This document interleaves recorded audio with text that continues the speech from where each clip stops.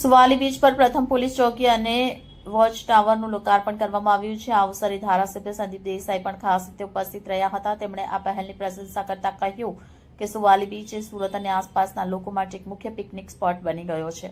અહીં આવતા હજારો પર્યટકોની સુરક્ષા સુનિશ્ચિત કરવી અતિ મહત્વની છે।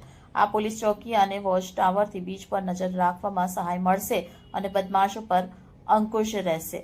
પોલીસ કમિશનર અનુપમસિંહ ગહેલોતે કહ્યું, સુવાલી બીચ પર કાયદો અને વ્યવસ્થા જળવાઈ રહે તેની ખાતરી કરવા આ પોલીસ ચોકીનું નિર્માણ કરવામાં આવ્યું છે। પોલીસ વોચ ટાવરની સુવિધા દ્વારા બીચ પર સતત નજર રાખવામાં આવશે। આ ઉપરાંત પર્યટકોને કોઈપણ પ્રકારની તકલીફ થાય તો તાત્કાલિક મદદ પૂરી પાડવામાં આવશે। આ નવી સુવિધા દ્વારા બીચ પર પોલીસની ખાસ હાજરી સુનિશ્ચિત થશે, જેથી ગુનાઓ ઘટશે અને લોકોને સુરક્ષિત વાતાવરણમાં બીચનો આનંદ લેવાની સગવડ મળશે।